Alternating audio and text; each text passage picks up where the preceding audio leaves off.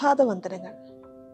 3 യോഹന്നാൻ 2-ാമത്തെ വചനം, പ്രിയനെ, നിന്റെ ആത്മാവ് ശുഭമായിരിക്കുന്നത് പോലെ നീ സകലത്തിലും ശുഭമായും സുഖമായും ഇരിക്കണം എന്ന് ഞാൻ പ്രാർത്ഥിക്കുന്നു. അതായത് നമ്മുടെ ആത്മാവിനുള്ള രക്ഷയും ശരീരത്തിനുള്ള സൗഖ്യവും ഒരുപോലെ ഇമ്പോർട്ടൻ്റ് ആണ്. ഒരു വെൽബീങ്, ഒരു വ്യക്തി നന്നായിരിക്കുന്നു എന്ന് പറയുമ്പോൾ, സുഖമായിരിക്കുന്നു എന്ന് പറയുമ്പോൾ, ഈ 2 കാര്യങ്ങളും അതിനകത്തുണ്ട്. ഫിസിക്കൽ ബോഡിയുടെ ഹീലിംഗും ഉണ്ട്, ആത്മാവിൻ്റെ, നമ്മുടെ സ്പിരിറ്റിൻ്റെ രക്ഷയുമുണ്ട്. അതുപോലെ നമ്മൾ ജെറമിയയിൽ കാണാൻ പറ്റും, ഇരമ്യാവ് 17:14, യഹോവേ എന്നെ സൗഖ്യമാക്കണമേ, എന്നാൽ എനിക്ക് സൗഖ്യം വരും, എന്നെ രക്ഷിക്കണമേ, എന്നാൽ ഞാൻ രക്ഷപ്പെടും.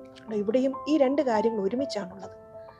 ചില ട്രാൻസ്ലേഷനിൽ ഹീലിങ്ങിൻ്റെ ഒരു അർത്ഥം സേവ് എന്ന് തന്നെയാണ്, രക്ഷിക്കുക എന്നുള്ളതാണ്.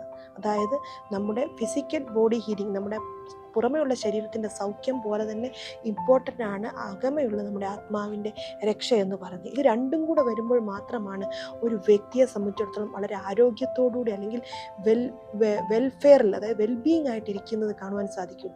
അതുകൊണ്ട് തന്നെ നമ്മളുടെ ഇന്നത്തെ പ്രാർത്ഥന, കർത്താവേ, നമ്മൾ രക്ഷിക്കപ്പെട്ട ഒരു വ്യക്തിയായിരിക്കും, അങ്ങനെയെങ്കിൽ നമ്മുടെ ആത്മാവ്, നമ്മുടെ ശരീരത്തിൻ്റെ സൗഖ്യത്തിനായിട്ടും, നമ്മുടെ ശരീരത്തിന് സൗഖ്യമുള്ളൊരു വ്യക്തി രക്ഷിക്കപ്പെട്ടിട്ടില്ല എങ്കിൽ അദ്ദേഹത്തിൻ്റെ രക്ഷയ്ക്കായിട്ടും നമുക്ക് പ്രാർത്ഥിക്കാം.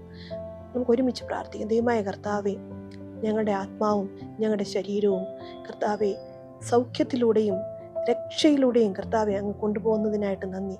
ഒരു ഹോൾ വെൽബീങ്, ഒരു ഹെൽത്തി ആയിട്ട് കർത്താവെ ആയിരിക്കുവാൻ തക്കവണ്ണം അങ്ങ് ഞങ്ങളെ സഹായിക്കുന്നതിനായിട്ട് നന്ദി. യോഹന്നാൻ 10:10 അങ്ങ് വന്നിരിക്കുന്ന ജീവനും സമൃദ്ധമായിട്ടുള്ള ജീവനും തരുവാനായതുകൊണ്ട് തന്നെ, അങ്ങ് ഈ പർപ്പസിന് ഞങ്ങളിൽ വന്നതുകൊണ്ട് തന്നെ കർത്താവെ, ഞങ്ങളത് ഏറ്റെടുത്ത് ഞങ്ങൾ പ്രാർത്ഥിക്കുന്നു. ഞങ്ങളുടെ പൂർണ്ണമായിട്ടുള്ള സൗഖ്യം ഞങ്ങളുടെ ശരീരത്തിൽ സംഭവിക്കുവാൻ ഇടയാകട്ടെ.